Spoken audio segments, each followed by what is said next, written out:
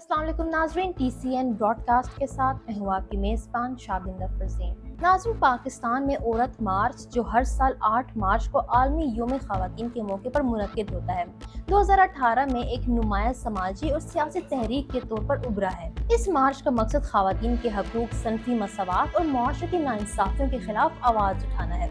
इसने न सिर्फ पाकिस्तानी मुआशरे में एक नई बहस को जन्म दिया, बल्कि ख़वातीन के मसाइल को कौमी सतह पर उजागर भी किया है। लेकिन सवाल ये है कि औरत मार्च के बाद पाकिस्तान में क्या बदला? क्या ये तहरीक अपने मकासद हासिल करने में कामयाब रही है? क्या इसके फ़वाइद या नुकसान भी हैं? आज की इस वीडियो में हम इस तहरीक के असरात, फ़वाइद, नुकसानात और पाकिस्तानी मुआशरे में लाई गई तब्दीलियों का जायजा लेंगे। हक़ाइक़ और अदाद व शुमार भी साथ में दिखेंगे। तो नाज़रीन, औरत मार्च की इब्तिदा पाकिस्तान में 2018 में हुई, जब कराची, लाहौर, इस्लामाबाद जैसे शहरों में ख़वातीन ने अपने हकूक़ के लिए सड़कों पर निकलकर मुज़ाहिरे किए। इसे हम औरतें, विमेन डेमोक्रेटिक फ्रंट और विमेन एक्शन फोरम जैसी तंजीमों ने मुनज़्ज़म किया। इस मार्च का आगाज़ पाकिस्तानी मी टू तहरीक के साथ मुतवाज़ी तौर पर हुआ, जिसने जिनसी हरासानी और तशद्दुद के खिलाफ आवाज़ उठाई।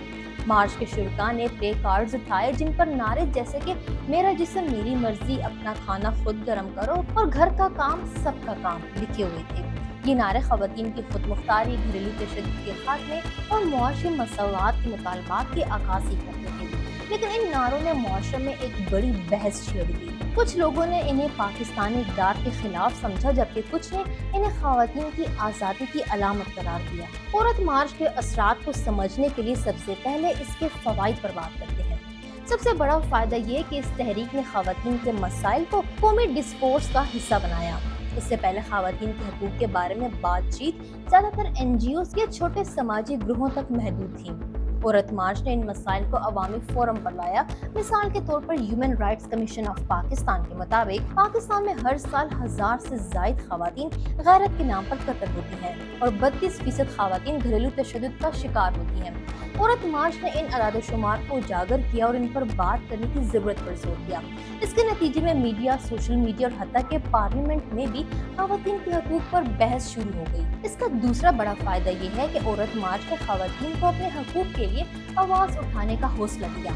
मार्च में शरीक ख़वातीन की कहानियों से पता चलता है कि बहुत सी ख़वातीन जो पहले खामोश थीं, अब अपने घरों, दफ्तरों और कम्युनिटीज़ में अपने हकूक़ के लिए बात कर रही हैं। मिसाल के तौर पर ज़ैनब जमील, जो इस्लामाबाद में औरत मार्च की मुंतज़िम है, उन्होंने कहा कि हमारे नारों पर जितनी तनकीद होती है, उतने ही हमारे इरादे पुख्ता हो जाते हैं। इससे ज़ाहिर है कि मार्च ने ख़वातीन में खुद एतमादी को बढ़ाया है। तीसरा फ़ायदा हमारे मुआशी और सियासी शोबों में ख़वातीन की शिरकत पर जोर देना है। औरत मार्च ने मुतालबा किया कि ख़वातीन को सियासत और मईशत में बराबर की नुमाइंदगी दी जाए। इसके नतीजे में कुछ इलाकों में ख़वातीन की सियासी शिरकत में इजाफा देखने में आया। मिसाल के तौर पर 2018 के बाद से मुकामी सतह पर ख़वातीन कौंसलर्स की तादाद में इजाफा हुआ, जो कि औरत मार्च जैसे प्लेटफॉर्म्स की वजह से ख़वातीन की सियासी बेदारी से मुंसलिक किया जा सकता है। इसके अलावा मार्च ने लेडी हेल्थ वर्कर्स जैसे ग्रुहों को भी अपनी आवाज़ उठाने का मौका दिया, जिन्होंने अपनी तनख्वाहों और काम के हालात को बेहतर बनाने के लिए मुजाहिरे किए। चौथा फ़ायदा यह है कि औरत मार्च ने मर्दों को भी ख़वातीन के हकूक़ की हिमायत में शामिल किया। 2020 की मार्च में मर्दों की तादाद पिछले सालों के मुकाबले में नुमाया तौर पर ज्यादा थी।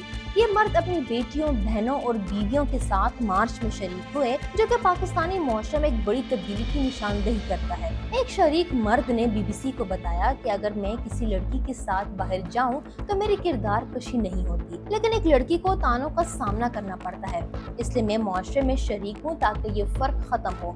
ये मर्दों की बढ़ती हुई शिरकत इस बात की अलामत है कि औरत मार्च ने मुआशरे के एक बड़े हिस्से को मुतासिर किया है। लेकिन हर तहरीक की तरह औरत मार्च के भी कुछ नुकसानात या तनकीदी पहलू हैं, जिन पर बात करना बहुत जरूरी है। तो नाज़रीन, सबसे बड़ा तनकीद ये है कि मार्च के कुछ नारे, खास तौर पर मेरा जिस्म मेरी मर्जी, ने मुआशरे में एक बड़ी तकसीम पैदा की है। बहुत से पाकिस्तानियों, खास तौर पर क़दामत पसंद तबकात ने इस नारे को इस्लामी इक़्तिदार और पाकिस्तानी सकाफत के खिलाफ समझा। इसकी वजह से मार्च के बुनियादी पैगाम यानी ख़वातीन के हकूक़ और तशद्दुद के खात्मे पर तवज्जो कम हुई और बहस नारों की तरफ मुंतकिल हो गई। عائشہ نام ایک خاتون نے BBC کو بتایا کہ اس نعرے نے اصل مسئلے سے توجہ ہٹا دی اور لوگ صرف اس پر بات کر رہے ہیں۔ دوسرا نقصان یہ ہے کہ عورت مارچ کو بعض اوقات شہری اشرافیہ کی تحریک سمجھا جاتا ہے، جو دیہی علاقوں کی خواتین کے مسائل کو مکمل طور پر نہیں سمجھتی۔ مثال کے طور پر رافیہ ملک، جو بلوچستان سے تعلق رکھتی ہیں، انہوں نے کہا کہ شہری مارچ دیہی خواتین کے مسائل جیسے کہ پانی کی کمی یا صحت کی سہولیات کی کمی کو نظر انداز کرتے ہیں۔ اس تنقید کی وجہ سے مارچ کی شمولیت پر سوالات اٹھتے ہیں کہ کیا یہ واقعی پاکستان کی تمام خواتین کی نمائندگی کرتا ہے۔ تیسرا، عورت مارچ نے معاشرے میں ایک رد عمل کو بھی جنم دیا ہے۔ کچھ قدامت پسند گروہوں نے، جیسے کہ تحریک لبیک پاکستان نے، مارچ کو فحاشی قرار دیا اور اس کے خلاف حیا مارچ جیسے اقدام شروع کیے۔ 2020 میں لاہور ہائی کورٹ میں ایک درخواست دائر کی گئی جس میں مارچ کو ریاست مخالف قرار دے کر روکنے کی استدعا کی گئی۔ اس کے علاوہ مارچ کے شرکاء پر پتھراؤ، گالم گلوچ کے واقعات بھی رپورٹ ہوئے۔ یہ رد عمل اس بات کی نشاندہی کرتا ہے کہ مارچ نے معاشرے میں موجود گہری تقسیم کو مزید نمایاں کیا ہے۔ چوتھا نقصان یہ ہے کہ بعض ناقدین کا خیال ہے کہ عورت مارچ مغربی ایجنڈے کا حصہ ہے۔ ایک ویب سائٹ ہم سب پر شائع ہونے والے مضمون کے مطابق کچھ لوگ سمجھتے ہیں کہ یہ مارچ پاکستانی معاشرے کی نیک یا پارسا روایات کو ختم کرنے کی کوشش ہے۔ اگرچہ یہ الزامات زیادہ تر بے بنیاد ہے، لیکن انہوں نے مارچ کے خلاف منفی پروپیگنڈا کو ہوا دی جس سے اس کی مقبولیت پر اثر پڑا۔ ناظرین، اب سوال یہ ہے کہ عورت مارچ کے بعد کیا بدلا ہے؟ سب سے بڑی تبدیلی شعور کی سطح پر آئی ہے۔ خواتین اب اپنے حقوق کے بارے میں زیادہ باخبر ہیں۔ سوشل میڈیا پر وائی مارچ جیسے ہیش ٹیگ سے خواتین کو اپنی کہانیاں شیئر کرنے کا موقع دیا، جس سے ان کے مسائل کو سمجھنے میں مدد ملی۔ مثال کے طور پر 2020 میں مارچ کے شرکاء نے جنسی ہراسانی، گھریلو تشدد اور جائیداد کے حقوق جیسے مسائل پر کھل کر بات کی، جس سے یہ موضوعات مین اسٹریم میڈیا کا بھی حصہ بنے۔ دوسری تبدیلی قانونی اور پالیسی سطح پر دیکھی گئی۔ عورت مارچ کے دباؤ کی وجہ سے کچھ صوبائی حکومتوں نے خواتین کے تحفظ کے لیے نئے قوانین پر غور شروع کیا۔ مثال کے طور پر پنجاب میں 2020 میں خواتین کے تحفظ کے بل پر بحث ہوئی، جس میں گھریلو تشدد کے خلاف سخت سزاؤں کی تجویز دی گئی۔ اگرچہ یہ بل مکمل طور پر نافذ نہیں ہوا، لیکن اس نے خواتین کے حقوق پر قانون سازی کی اہمیت کو ضرور اجاگر کیا۔ اچھا، تیسری تبدیلی معاشرتی رویوں میں دیکھی گئی۔ اگرچہ یہ تبدیلی سست ہے، لیکن مارچ نے کچھ خاندانوں میں خواتین کی خود مختاری کو قبول کرنے کی طرف رجحان بڑھایا ہے۔ ہاجر نامی ایک خاتون نے BBC کو بتایا کہ میں چھپ کر مارچ میں شریک ہوتی ہوں کیونکہ میرے گھر والے اس کی مخالف ہیں، لیکن اس سے مجھے اپنے حقوق کے لیے لڑنے کی ہمت ملتی ہے۔ اس سے ظاہر ہوتا ہے کہ مارچ نے انفرادی طور پر خواتین کو بااختیار ضرور بنایا ہے۔ تاہم ناظرین، کچھ چیزیں ایسی ہیں جو بالکل نہیں بدلی، جیسے کہ پاکستان کا فدر شاہی نظام اب بھی مضبوط ہے۔ عورت مارچ کے باوجود خواتین کو جائیداد کے حقوق، تعلیم اور روزگار میں مساوات کے لیے اب بھی جدوجہد کرنا پڑتی ہے۔ ہیومن رائٹس واچ کے 2023 کی رپورٹ کے مطابق پاکستان میں 80% خواتین کو اپنی وراثت کا حق نہیں ملتا۔ اس کے علاوہ جنسی ہراسانی اور گھریلو تشدد کے واقعات میں کوئی نمایاں کمی نہیں آئی۔ یہ ظاہر کرتا ہے کہ عورت مارچ نے شعور تو بیدار کیا ہے، لیکن عملی تبدیلی کے لیے ابھی بھی بہت کچھ کرنا باقی ہے۔ عورت مارچ نے پاکستانی معاشرے میں ایک اہم گفتگو کو جنم دیا ہے، لیکن اس کے ساتھ تنازعات بھی پیدا ہوئے ہیں۔ کچھ لوگ اسے انقلابی تحریک سمجھتے ہیں جو خواتین کو بااختیار بناتی ہے، جبکہ کچھ اسے ثقافتی اقدار کے لیے خطرہ سمجھتے ہیں۔ جبکہ حقیقت یہ ہے کہ عورت مارچ نے خواتین کے مسائل کو اجاگر کیا ہے، لیکن اس کے نعروں اور طریقہ کار نے معاشرے میں تقسیم کو بھی گہرا کیا ہے۔